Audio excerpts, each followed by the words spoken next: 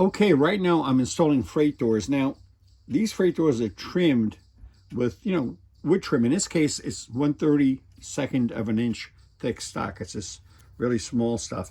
But here again, we're dealing in N scale. This could be a 16th or a 5/32, depending on what scale you're in. Now, what I had to do on this end wall section here was trim out. Let me see if I grab something here as a pointer. I trim out these three sides, and I cut them to length, and I inserted them on both of these doors here before I was able to assemble and fit these doors into place. And I'm thinking, this is a little crazy. There's got to be an easier way.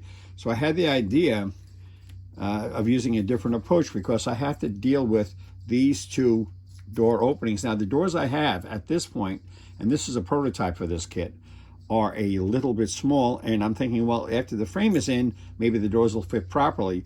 But I was going to cut 1, 2, 3 pieces, 3 again, glue them in, make sure they were nice and flush with the building, assemble the door, and then pop the door in, and hopefully the door wouldn't wiggle all around the place and fall out.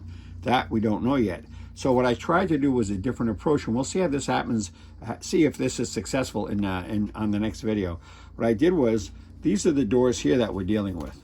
And here again, these are N scale, so don't be too shocked about the size of them. These are meant to be freight doors these are meant to be fit into that hole. Now, what I decided to do was, rather than line the opening on 3 sides typically, I decided to line the door on 3 sides. That's what you see here. I've got one on this one, and here's another one with 2 vertical strips in place of 1/32 square in this case. And I have to wait for these to dry. This one will have another strip just like this, plugged right in, and then the old blade will come out, snip this, and we'll put a cross member, and we'll see what happens. But it seems to me that it seems a little bit easier to just make the doors bigger than to make the opening, so to speak, smaller. Let's see what happens with that. Just a different approach, hopefully one that'll make building easier regardless of the scale that you're in.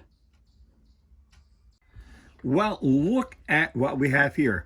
The 2 freight doors that did not fit, as well as this people door that fits in the 2nd floor of the end of this building, have been trimmed out, in this case with 1/32 square stock.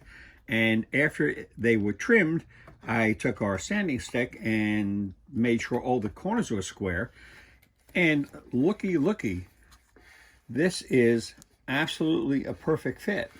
And so is this one, because I kind of looked at these already.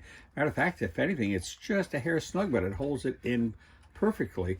As far as the people door goes, here again, a little bit of trim work right there. And this, what did not fit at all, is now beautifully custom fit, even without glue. Now, to tell you the truth, I had trouble with one of these freight doors. The thing of it was too big. Now, you might say, why did one fit and why did the other one not fit? Well, the freight door was 2 layers. You have the upper laminate and the basic door. And even though they were both sanded after they were removed from their component sheets, once they were assembled, I did not sand them again. I should have gone around the assembly one more time to make sure everything was lined up perfectly, and I didn't do that. As a result, the framing around the assembly sat out a little proud, and I actually had to use the sanding stick to just shave off just a little bit to make sure that it would fit in these holes properly.